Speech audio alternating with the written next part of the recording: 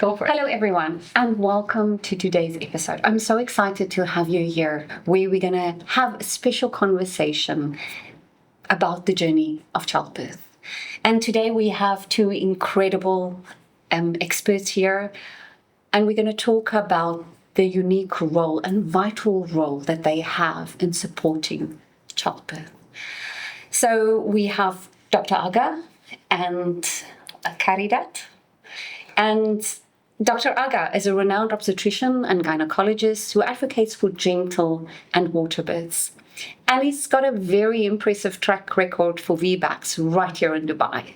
And then we have Caridad. So Caridad is recognized as a space holder, a professional space holder, and offering emotional and physical support that makes the world of difference during the birthing process. So in this episode, we're going to talk about the different roles and then how they work hand in hand together, the doulas and the doctors. And we're going to explore the different roles, but we're also going to look at the magic that happens when there's a collaboration. So, and maybe share some real life stories, right? And so let's dive in. And Dr. Agha, what is the role of a doctor during the birthing process? All right, so hello everybody, and thank you so much for being here today with the amazing team we have. So for doctors, what we're concerned with is safety. Safety of the people we are taking care of, the safety of people we are working with, so our staff as well. So when it comes to taking care of pregnant women, we see them all over the antenatal care, so for a number of months. Through these months, we know more and more about their background, about their pregnancy and how this pregnancy is going on. So we collect data and all information about this pregnancy and the risk factors of this pregnancy or different circumstances. All this will bring us to the moment of labor, where we know what we are dealing with, what we are anticipating, and how we put the best plan to conduct this labor, and how to keep everything under control, if we can say that, and to make it happen in the safest possible way. So that we put the plan for the delivery, we monitor both the mother and the baby's condition, the heartbeats, and we monitor the progress of labor, and we either do interventions to avoid or prevent any complication or bad outcomes, or if any of these things happen, we can deal with immediately at the earliest moment with the least possible consequences on the woman or her baby, so that we end up with a safe and joyful outcome for all the family, and that's what brings all the satisfaction to us as well. So our main concern is the safety that we focus on, make sure everything is done in the best way for everybody. Excellent. So it's almost a way of being there when something goes wrong, but also the planning that's involved. Yes. Right? Yes. Caridad. Yes. Doula Caridad. Yes. Can you tell me your role as a doula during the birthing process? Sure. I always say childbirth is an event. It's probably the biggest event this couple has seen up to this point. Yeah. And we're a little bit like the event planners. Okay, so we meet with you before, so we can discuss things that'll make you feel comfortable. For example, what are you wearing? What are you listening to? But most importantly, we empower you with the information that you need to get to a point where you feel comfortable with your experience. Okay, so we provide comfort measures. We're also very much about holistic approaches. Yeah. And we take into play what it is that you want. So your culture, your background, and if there's any conversations that you need to have about fears, we can also have those beforehand. And we advocate. We advocate for those preferences. Okay, so we want to make sure that those preferences are listened to in a respectful way. They're listened to, and that's basically what we bring to the table, right? So we provide emotional support, physical support, and spiritual support sometimes when needed. I like what you describe yourself as a professional space holder. Can you tell me a little bit more about that? Yeah, so one of the things, we currently have a doula training program also, and one of the things that I advocate for is the doula herself learning to come from a place of zero. Yeah. A place of zero meaning we don't bring our own judgment, our own stories to the table. We're just there 100% for the person. Yeah. So providing that space means that it's all about the person and their journey. Yeah. So we're mindful and present about them. Never my opinion, never my stories, Yes. never my judgment, but it's always about them. So what is it that they need for that moment? So I always separate myself from that. And to get to that place is very difficult. So that's part of our training program where we help the doulas get to a place of zeroness. And this is super important.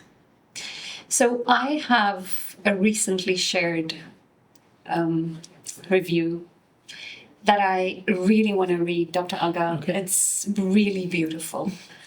It's a little bit long, so we might have to cut some out, but we will definitely, post it so that for everyone to read it. So my birth angel, Carrie. My name is Farah, and my husband and I had the most wonderful, gentle water birth, an experience I could never have achieved without your unwavering support of my doula, Caridad, and my doctor, Dr. Agha. We first met Carrie at the water birth talk hosted at Fiki.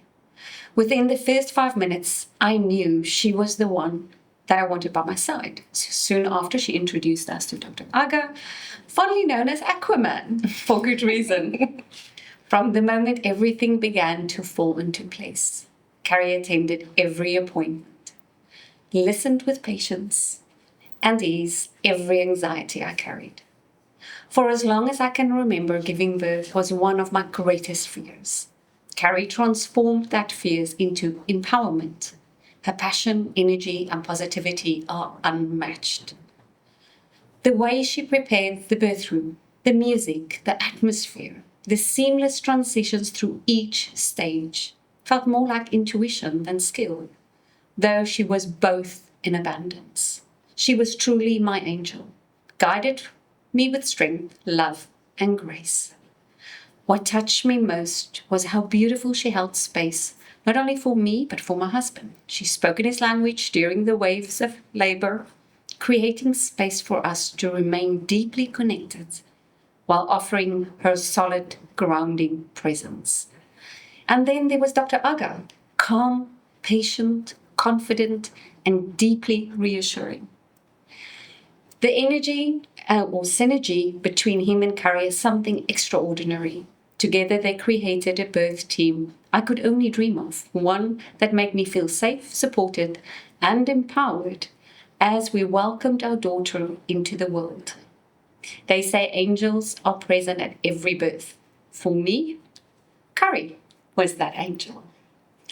Embodied real and by my side every step of the way. I am forever grateful for her, Dr. Agha, and to the beautiful way they guided us into the journey into parenthood. So that is for me, as a mom, it's emotional. It's really, it feels like the way that you two work together, and it's a very unique and magical correlation that you have. How would you explain that? Can you give me an example of where this happens in real life? Or collaboration. You mean other than us? I don't think it's happening. So many things. Example during where you could feel this happening. So, let's say in general, I would say the role of the doctors and the role of doulas or midwives or family members, these are different roles. Yeah. But they're all complementing each other. And they're all looking at that same person, the woman, at different angles. So we may all have concerns, or we may all have ideas or things in our mind, but the things I hold towards that person is different from hers or different from other person and things, because each one is looking at different angle. So it's quite critical that we don't ignore or dismiss each other, and we complement each other. We consider the view of all these team members, especially doula, because each one, either we are looking into that person and that person has a different relationship or connection to us. So the connection between the woman and me is different from hers and Caridad, and different from the nurses. So the way she's looking at us is different, and how we look at it different. So we need to complement each other so that we get up to that ultimate happiness and pleasure from all aspects that she feels from all the angles and aspects she looked at. She was considered, she was respected, all her wishes were met, and whatever she asked for, it was done, because we covered all the aspects. Doctor, I mean, you've done, how many births have you done? Some number, yeah. A lot of births. Yes. I mean, can you feel the difference when there's a doula involved and when there's not a doula involved? Yeah, so more and more when I started in this current job, and we have been seeing more doula, especially with Caridad, and the more you work closer, so the point of synergy that comes from working together more and more. Yeah. So we understand each other, we know each other, we can, we don't need to talk a lot. Yeah. All right, so we know what we need, what that moment needs, and what we should do, and we just by looking at each other. And that was one of the feedbacks, one of the patients, that it was kind of not stressful, but it was a kind of serious situation. Delivery, we needed to deliver that baby, and it was me, Caridad, and the midwives. That was amazing. You didn't talk to each other. You just looking and just giving small gestures, and everything was done in the most perfect way, and the quietest way. And we managed to do it. So that's the point. So the more you work with the same people that you are tuned with, the easier will be to achieve such outcomes, because we know each other and we know how to do it. So yes, I think we may come to it later, and Caridad can elaborate more. The role of the doula with the woman and how they connect to each other, it's a huge effect. And yes, it makes a huge difference on the woman in this journey, because it brings a lot of easiness, a lot of comfort and reassurance and support, and that improves lots of outcomes in labor. So in terms of need for pain relief, progress of labor, the chances of ending up with cesarean section, chances of having perineal tears, all these things are much improved when we have a doula next to that woman. Yeah. It's true. And not any doula. Yes. Yes, of course. Your favorite. If we refer to a doula, Who is your favorite doula? I don't know. You can't say. He's not allowed to say. I don't know if she starts with the letter Caridad and Doula. No, but what you were saying about the calibration is important, but most important that you value. So we value each other, and we value each other's opinion very highly. And I think that's what makes the synergy. And not just that valuing that we always try to push each other to be greater and to push the limit a little bit more. So yes, I attend all the visits, but that didn't happen until I started attending Dr. Agha's clinic. Okay. Or me arriving at the hospital before them, but that didn't happen until I started working with him. So we push each other a little bit more to be a little bit better. Okay. Okay, and then we question the way we were doing things before, and how can we make it better every step of the way. And we always debrief afterwards so that we can even improve even more. And I think that's what's special, because we know there's a lot of misconceptions around what we bring to the table. Yes. And people don't value that. They think that birth is something that needs to be managed, right? And that only they can manage the birth in specific ways. And we know that what we bring to the table is reminding the mom that she is bringing life into this world, and she needs to be confident. Yeah. And she needs to know what she wants. It doesn't matter what it is that she wants. It could be medicated, it could be non-medicated, it can be water birth, it can be a C-section. But she needs to know what she wants and be confident about it. So my job is to help her get that confidence and to explain to him. And then his job is to support that and be there every step of the way and make sure that it's all going well.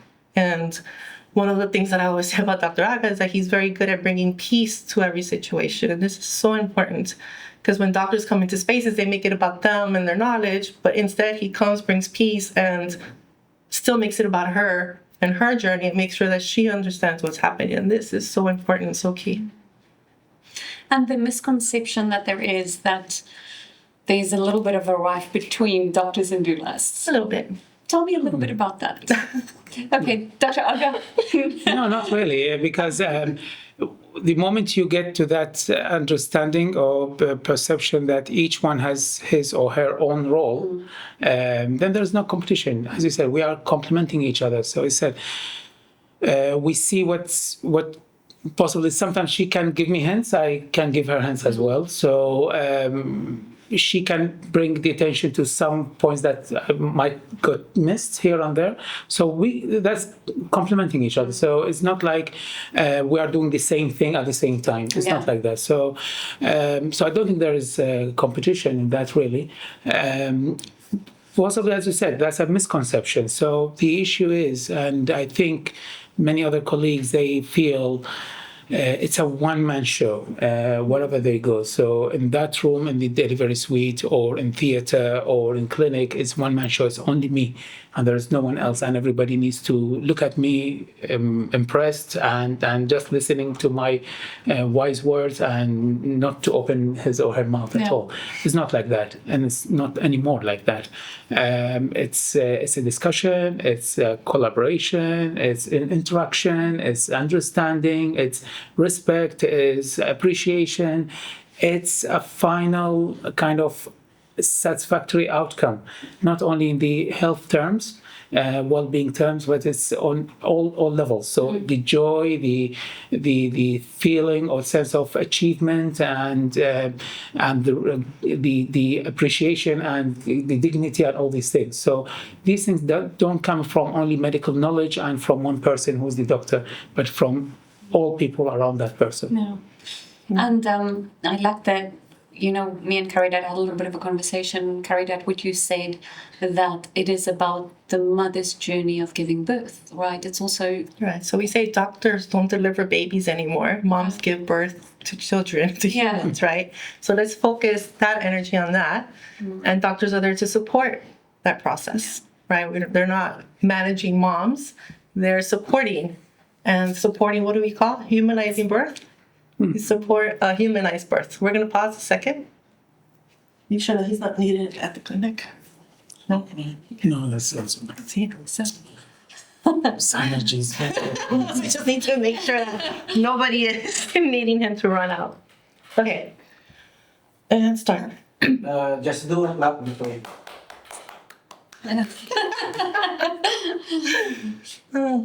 So we were saying that, what were we saying? about humanizing. Oh, yes, we're talking about humanizing birth, which is so important. This is all about how the mom feels in her process, in her journey. This is when I teach those gentle birth workshops. We always say gentle birth is not the birth itself, but it focuses on how does she feel. And for me, it's so important how she feels specifically the moment that baby is birthed, that baby comes through, that baby comes through her hands. Does she feel supported? Does she feel empowered? Does she feel joy and celebration? Or is she in shock? Is she feeling disappointment? Is she feeling complete terror? Because that's the first connection she has with her baby, and that's going to impact so much the relationship. And you know it. Yes. I don't even have to tell you because you shared with you that's how you feel. Yeah. And that's why you tear up so much when you hear these stories and you come to these workshops, because you feel like you were robbed of an experience. You felt like you were managed. Yeah. And women, we don't want to be managed anymore. We want to be active participants in everything that we do. And I also think it's like we didn't know, for instance, myself, I didn't know that I could do it by myself, right? I didn't trust myself. I didn't have the empowerment. So I think what you do by empowering is giving back that to the woman, that experience, right? Yeah, we experienced it at a birth recently, too. We're talking about scenarios. Yes. I don't want to say names, but her whole family was there. And the mom called it cathartic for herself to see and witness every stage of the way, the support that she had from her doctor, the support that she had from me, the learning that she had beforehand. And the mom said, I wish I had this kind of information. I wish I had trusted my body, or I trusted myself, or someone had educated me in this way. Yeah. Because she did have 4 C-sections, but the option of something different was never there. And this was healing for her and her family, for her husband, the siblings, everybody was there. Everybody got to witness, everybody got to experience. And I still get feedback weeks later from their extended family and their friends. And like, oh my gosh, we heard about this amazing experience. We heard about you. We heard about Dr. Agha. We heard about what you guys are doing. And we need to tell the world. How do we tell the world what Dr. Agha and Carrie are doing? Here we are. We're telling the world. We are. We're getting there. So I think not just us, but I wish that more doctors and more doulas and more midwives would learn to collaborate. And the misconceptions happen because doulas come into every space with their armor up and a shield. And they come to fight. They feel like they're fighting a system. They feel like they're fighting everybody. And I say, I will never come to birth and treat it as a battleground. How can we make it so we walk into that space and it already feels like peace?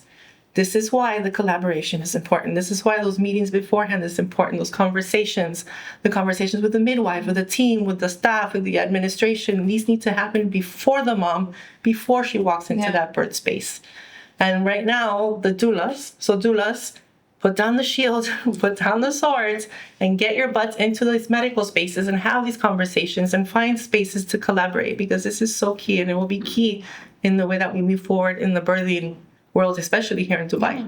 And there's a lot of women that need support, and there's a lot of women that need to be empowered, because we can't do it by ourselves. We need a team.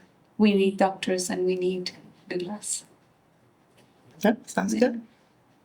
I think if I continue that, so you said if there is any kind of conflict between the doulas and doctors, Yes. because so the doulas, the doctors, they in their mind, it, as you said, it needs to be managed. That situation or that person needs to be managed because we look at it in a medical way.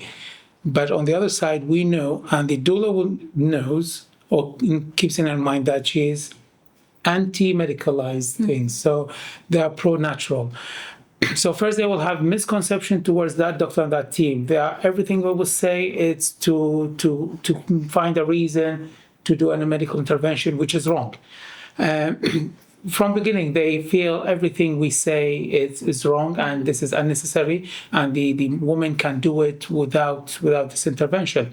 And some of them, they push the woman to reject any request from the doctors. And the doctors, they will feel, or the team in general, either when we say doctors, I mean the doctors, nurses, and midwife, the medical team, they know that some of the doulas, they are so pro-naturals and they are against these interventions. So kind of a clash will happen between, and in between the woman will be there. Yeah. And that won't be helpful, because the woman trusts the doula from one side, and she will listen to her. But from the other side, she knows that she is here under the care of this team who's truly trying to take care of her in the best way they know, and they are professional people, they're experienced, and they're suggesting the right things for her. She knows that. But at the same time, somebody else is telling her different things. Which one to go with, which one to believe. Yeah. That's very conflicting and very can be chaotic even, and can be unsafe for the woman and the staff and everybody. So if there is no such understanding and valuing or appreciation on both sides, it will be very difficult, especially for the woman. The woman will be the victim of all this pull of power thing. So. No, 100%. And I think it's exactly what you said. In the end, that woman is going to be pulled in two directions. And that could be unsafe, right? Yeah. And also that mistrust, you need to be in alignment, right? So what advice would you give to doctors and doulas to work together better? What would your advice be? I think first of all is knowledge. So the more we know, the more we read, about what the doulas do and what's their role. The same for doulas, what the doctors do. And if they know more about the situation itself, and that's what I ask the women to do as well. So tell them, go and educate yourself about what the interventions are normally are done and why we do them, what is breaking the waters, what is the drip of the hormone, what is the pain relief options. So just know about them. Yes. So that when we come and tell you you need this and that, you will say, okay, yes, I know that. I read about it. It sounds reasonable. I will go for it. So the same for doulas, they need to know that. They know when the doctors say we need to break the waters, there is a reason for it. And if we don't do it, either there's alternative or not, or there is another outcome or not. So they need to understand that. Then we all need to work together and close to each other so that we see what is the role of each other and how that woman is reacting to each other. So like attending the appointments or attending the labors and all these things. And more importantly is having that baseline of appreciation and understanding and respect. Is the starting point should be that respect and appreciation. I know that person is working for the best of that woman, so I appreciate him or her. I may have different views about that. That's fine, but I know that truly inside he's working for the benefit of that woman. And in case there is any conflict or a disagreement, let's say in views, we can simply go somewhere else, not inside the room in front of the woman, somewhere else. Let's have a talk. You think this is the right thing, I think it's not. Why is that? What is the best thing? What is the compromise for that? How we can go into terms with that so that we go back together to the woman telling this is the best for you. Yeah. And we are both happy with this plan. If we get to that point, I think it will be the best for the woman first and the staff and everybody else as well. Yeah. I think also the big shift that's happened recently, especially, is that medical teams and clinics have realized, oh snap, doulas have some power. Yeah. Because we do have something that's huge, which is the trust of the community. It's the trust of the couples. And we're the biggest witness at most of these births because we're there the entire step of the way. We see how a hospital manages births. We see how they follow their protocols. We see how they jump to conclusions sometimes, or we see which doctors truly do support a water birth or truly do support a natural birth. We always say there's VBAC supportive doctors, there's VBAC tolerant. Tolerance and supporting are two different things. So we're the biggest witness. So when the community comes to us and asks us, they're like, I'm with this doctor and I want this kind of birth. Well, that's not going to happen for you because we've never seen it happen in that space. So when we say things like that, it does bring a little bit of I don't know, like it makes people upset. I've been told recently, you're no longer allowed in this space because you steal too many patients to bring them to Dr. Agha or to another hospital. And I'm like, patients aren't things to be stolen. Yeah. Right? They're people, they have opinions, they ask you questions. If you're not meeting their needs, they have every right to switch. They have every right to find somebody that's going to support them. So that's what a big part of our power is. And I think some of the animosity happens because of that. Yeah. Saying that, not all doulas are created equal. Like he was saying, some are so hung up on it has to be 100% natural, hands off. And we've seen that where somebody brought their own private midwife and was teaching her to fight your opinion every step of the way. And I trust his judgment from the first second. If he comes into a space and says, we need to do this with that doctor face that he gives you, because he never uses a doctor face unless it's really necessary, then I know, because I've witnessed his hands-off approach where he trusts the process and he supports the woman. So we are the biggest witness. But in that situation when he came in and said, this is necessary, we need to do this now, and that midwife was like, nope, no, keep saying no, cover your face, hide yourself in the bathroom, cover yourself, remember, you don't know who I'm talking about. Cover yourself, hide, keep saying no. Fight him till the end. And it came to the point where at the end she's finally said, yes, I need to listen to you. And then the baby ends up in an ICU for a while. And she doesn't forgive herself because if I had listened at the beginning, then the situation would have been different. Yeah. So yes, we're the biggest witness and we do see, but I can 100% vouch for him because I've seen him go to the extreme and allow women to birth in the way that they want to, and beautiful, magical, spiritual births. And that are like goosebumps. But I've also seen him step in emergency situations and handle it with calm and peace, and everybody's happy and everybody's safe, and there's no trauma around it because everybody understood the process. Yeah. So I think that's so that's the synergy. Yeah. That's the synergy. Would it be correct to say that both of you has got a specific place And so you know where you stand when you're in the birthing process. You know your role, basically. So when he comes in and it's emergency, I'm the one that holds your hand. Trust him, let him do what he needs to do. You just focus on me. Let's breathe together. Remind yourself that you're safe, that everything's okay. You chose this team for a reason. So I'm just reminding her to stay present, to stay calm, to tap into that trust, and just reminding her to continue to breathe, connected with her body, connected with her baby, and still find the joy in that moment as he needs to do what it is that he needs to do. So like I help her be calm in that moment so that he can do what he needs to do. I'm not there to say, no, don't let him do that. No, that's not what I bring. I bring the peace and I'm the bridge. I'm the bridge. So in the end, by being the bridge, you also empower the doctor, right? Yes. So by supporting the doctor. So if anything, all doctors should have a doula. We always joke around, every doctor should have a doula. And like this should be a thing in every clinic, because we do. We are that bridge between the spiritual, the natural, the holistic, and the medical. And I think they both need to be there. Like I think medical is super important. I birthed 6 children myself, and I was always in a hospital. I didn't need interventions most of the time, but I knew I was there in case if it was necessary. I was in a safe space. Okay, and I know the importance of it, to the fact that I went to a hospital even though I was in the US the first 4 babies and I could have birthed at home, but my choice was to be in a hospital setting. So I do trust the medical system. I trust what they bring to the table, but I also know how important the spirituality, the healing, and the rite of passage that childbirth is for a woman. It's so important, So I recently had a conversation with, she's a photographer and she takes pictures during birth, and she's from South Africa, and she told me that after COVID, 50% of births now happens at home with a midwife or a doula. Here in UAE? No, in South Africa. So I do think there's a need for it, and things are changing. Do you see the change? In that specific example, possibly it's difficult here because we know, I think, from the legal point of view, it's not allowed to have births.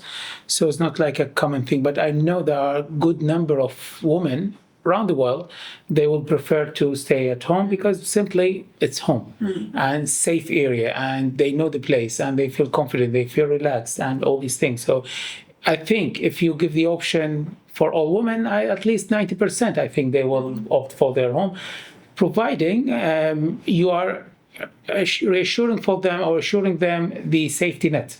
So in case you need access to hospital, you will go immediately to them.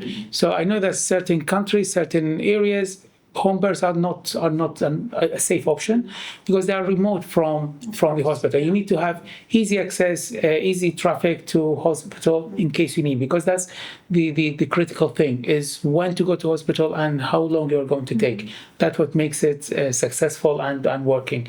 If you can't guarantee any of these things, then home birth can be difficult. But so in general, I think if the woman giving the option and giving the reassurance, I think I wouldn't say all of them, but 95-99% they will say yes.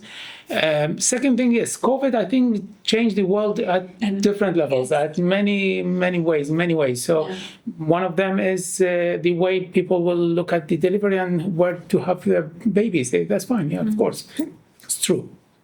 But saying that, the reason women choose to home birth is because they lost the trust in the medical professionals. And they lost that trust in their whole body autonomy, right? Things are being done to me that I don't want them to be done to me when I don't want them to be done. But if you can find a space that will allow, everybody knows I hate that word, but will give you that space to do what it is that you need to do, and they can trust you, they're more than happy to go to a center and experience the birth. We do teach a little bit, about the importance of oxytocin and endorphins in the process of childbirth and reducing the pain and getting you to a state of euphoria. We always want to get to that euphoria state. And we say interventions will interrupt that flow. So getting into a car to head to a hospital is a huge intervention. It totally is. You walk into the hospital, they turn on the light, hand me your Emirates ID. They start asking you, when's your last menstrual period? And the woman is in the middle of a contraction. Interruptions. And then we know this is interrupting that flow. So if we work out that system to make it where the mom can come in, arrive, and be relaxed and calm, let the husband do the talking. She keeps the sunglasses on. The music is played. The doula has prepared the room for her. These things help and allows for that euphoria state. We call it euphoria. We see it in the women where they're giving birth and they've just gone, their consciousness has gone somewhere else. Really? And that's the goal. Yeah. That's the goal for everybody. But we see it all the time where they're just not here. They've gone, we always say in the spiritual world, they say the woman has left her body, she's get the soul of her baby and then comes back. So like that physically kind of, like you see it where they're just not there. But it's totally doable in a space where you trust your team and they give you that space where it's a little bit more hands off. They leave the lights off, they let you do what you need to do, and then you get into that movement, that grace, which is gorgeous. So your role as a doula, it doesn't only start at the birthing process, it starts way before. Right. I'm hoping it starts before they even get pregnant. Because I was saying childbirth is a rite of passage, but not just into motherhood, okay, but into healing so much of the conditioning. And I'm gonna plug it. I'm writing a book, The Birth of a Mother, and each chapter specifically focuses on a learning that I had. So each child brought a learning or a healing for me. And my daughter, for example, she brought for me remembering. So remembering generations of women and what it is that we brought. So we always know the men were the fighters, the hunters, the strong keepers or protective, and feminine energy was we were planting the seeds, we were bringing peace, we were making home, we were making it so, like we always say, if you teach a woman to read, you teach the village. If you teach a boy to read, you teach a man, right? 100%. So like it's different. So it was that remembering of what I can bring and how I can contribute to community and the village and just spread that seed. And I think that's exactly when I started my doula journey. So I think pregnancy, becoming a mom is so huge for us to learn our purpose, because I feel like if we find our purpose, this is so important.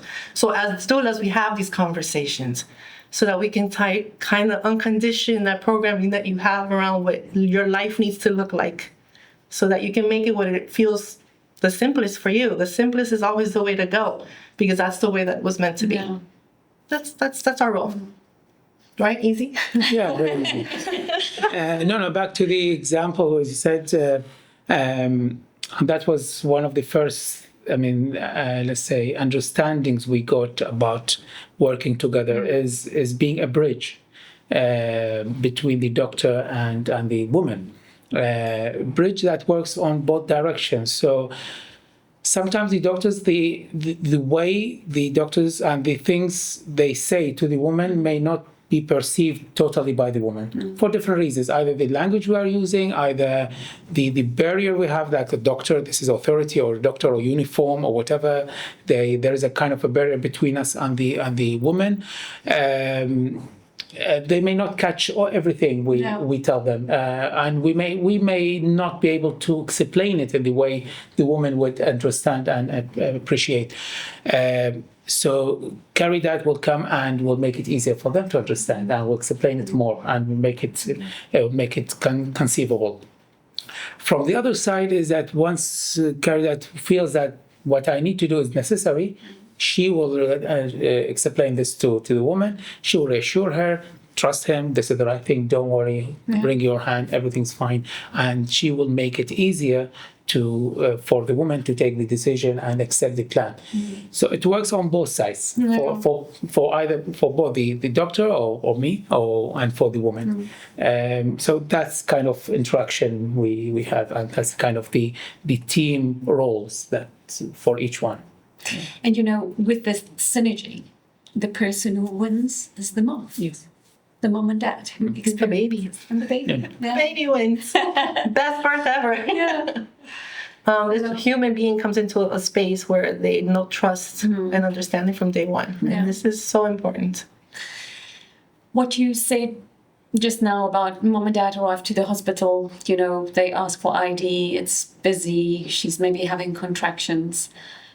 Just the knowledge of things that you can do. I wouldn't even thought about that. So it's also just to have somebody guiding you through options. So we get to be the bridge and the buffer in those moments as well.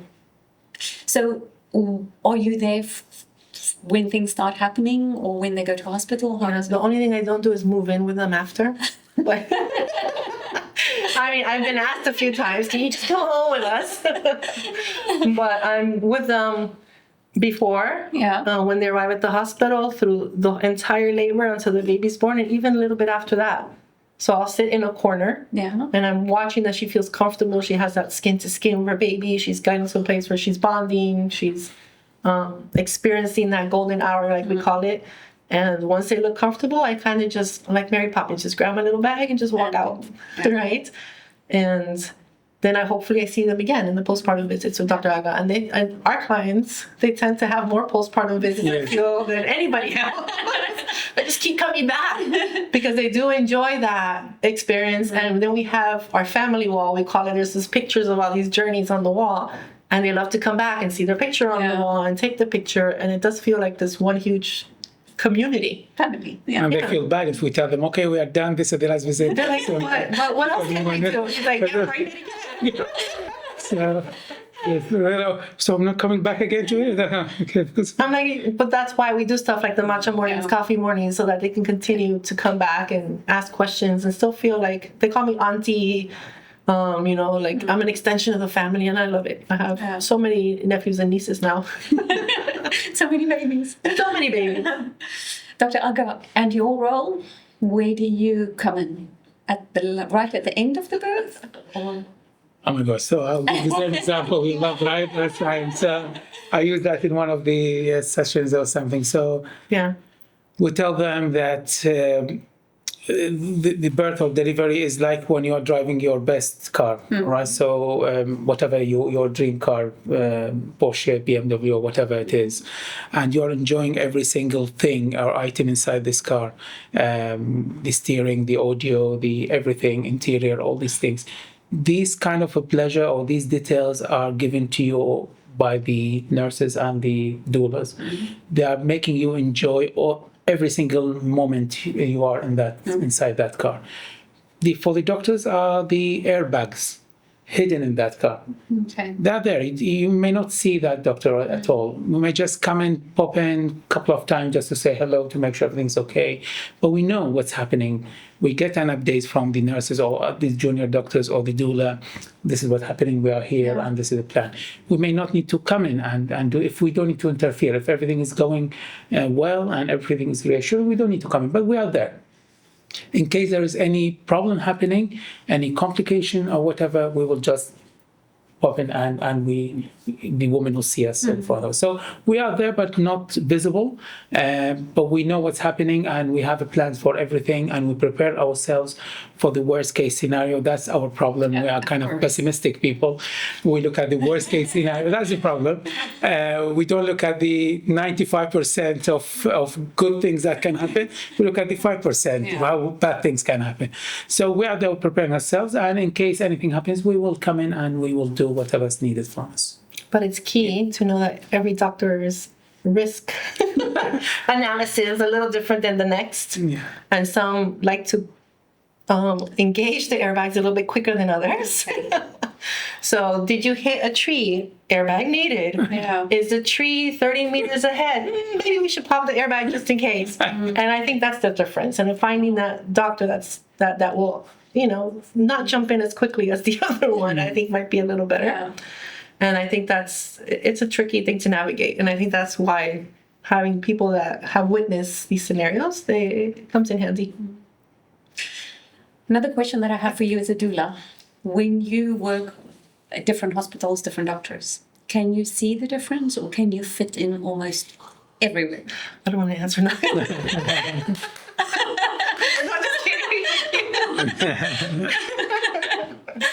No, there's amazing doctors everywhere. They're trained really well to be medical. They're trained really well to do what it is that they do. Yeah. Okay. I respect doctors. The hours are insane. Yeah. The commitment is insane. It's a lot of work.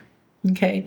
Especially the ones that are too busy for their own good. Because they're so busy, they make decisions based on that exhaustion to try to make it a little bit quicker for them, in and out, or they make decisions based around their holiday schedules, and it's this is what we see more and more, and it's a sad state of affairs.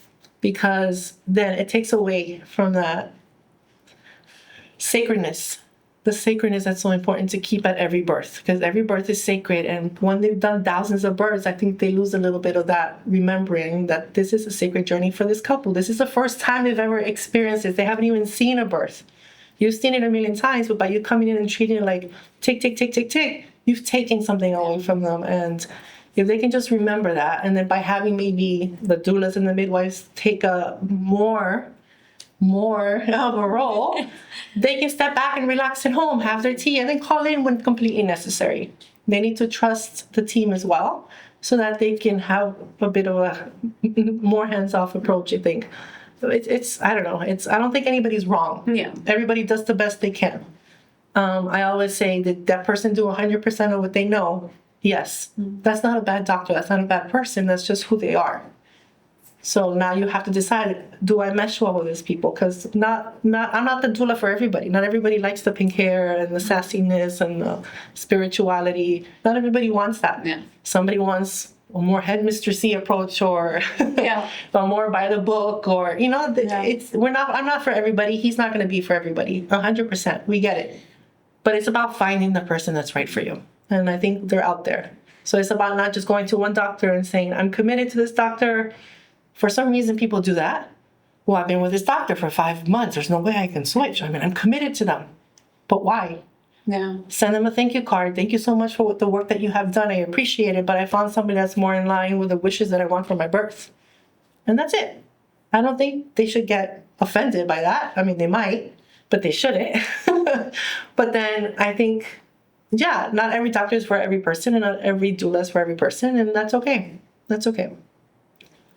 I mean, I think we're the best. The best for the people who like our approach, all right? But not for everybody. We're not the best for everybody. Yeah. Yeah. So how is it, Dr. Agha and Caridad, to work together? Wow. Put you on the spot. She's sitting next to me. I'll cover No, of here. course. I mean, when you start, all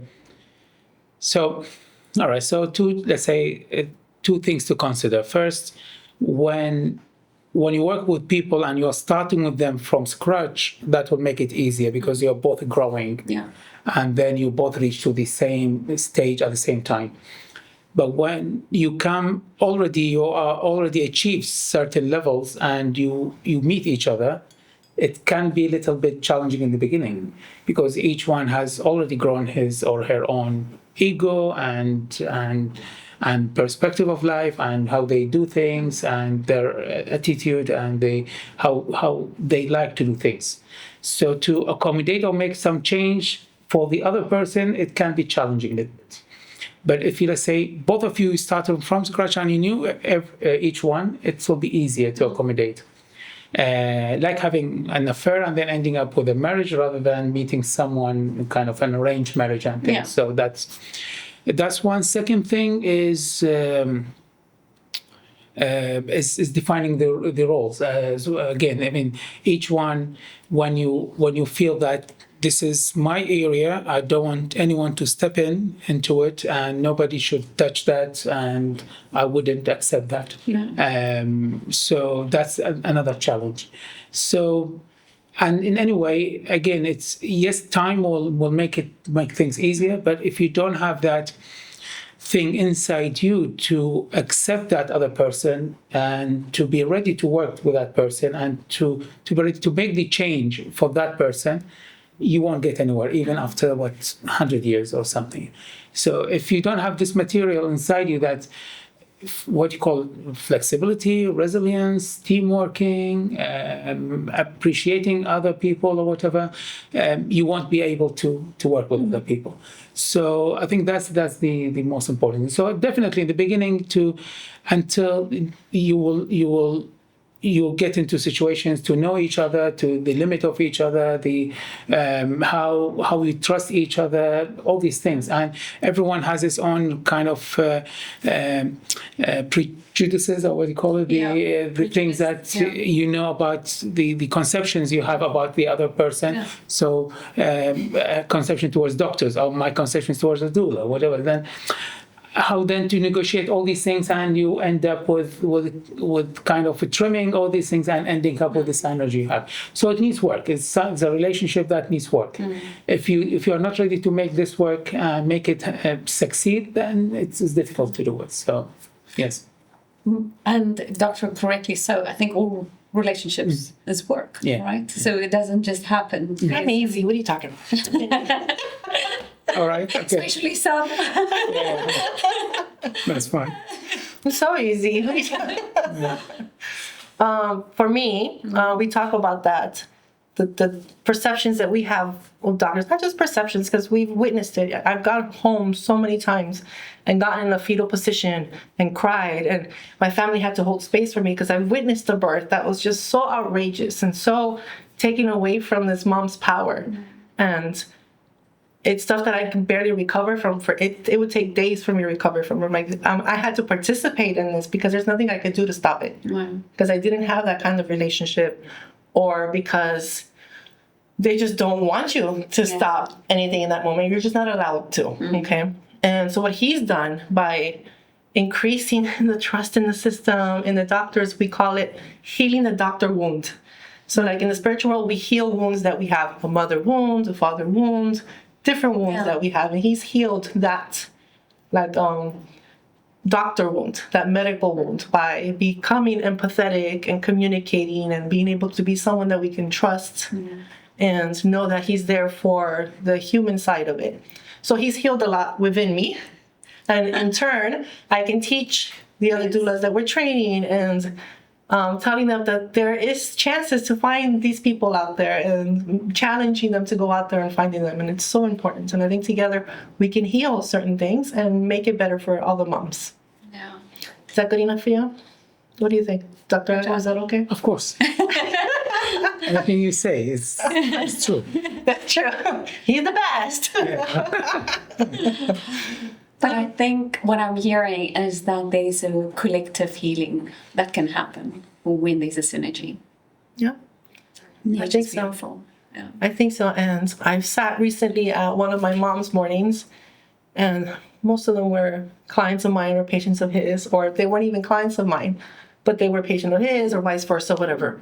And every mom sitting in a space was like, oh, I had an amazing birth experience. And then they got talking about the parenting journey and what they've been experiencing. I had a great experience. I had a great experience. I had a great experience. If I sat in that same space 3 years ago, 4 years ago, 5 years ago, everybody is terrified. No, my experience was horrible. One of our clients recently that had a healing VBAC, I met her in one of these circles where she had sat down shattered crying about her birth experience, where she felt like she had been taken into an emergency situation without her understanding what was happening, and then things were done to her and she never recovered from it. No. And then less than 3 years later, she has a VBAC experience with us. And she's like, this postpartum has been so different. And the connection with the baby has been so different. And me as a person, I feel so healed and so much better. So I think the more information we get out and the more we do it and the more people are like, oh, wow, it's possible. I think we do have that collective healing and it can happen. And allowing moms to have a good first experience, not let it be a healing second experience. Please do the work before the first one. I always say birth, there's no do-overs. You get one chance to get the team, to get the space, to get the information, the confidence. You get one chance. Don't mess it up. I wanted to say another word, but we're keeping this PG. Yeah, it's really beautiful. It really, I think it's a process that I'm sad that I didn't have. Really, You still have time, right? Definitely not. Okay. My She can be a doula and let experience births for other people. I don't think I'm doula material. You have daughters then? I've got 2 boys and a daughter. A And one daughter. Yeah, so maybe she can have. She can have. So you. And then you can be in the space and have a cathartic experience. There you go. Exactly. So that's what's going to happen. Amazing. Yeah. So thank you so much for joining us today. And I want to, with a big heart, say thank you to Dr. Agha and for Caridad for being here. And my takeaway is definitely that the birthing experience is not only a medical intervention, it's a like Caridad, exactly what you said. It's a rite of passage that a mom goes through. It's emotional, it's physical, but also very spiritual.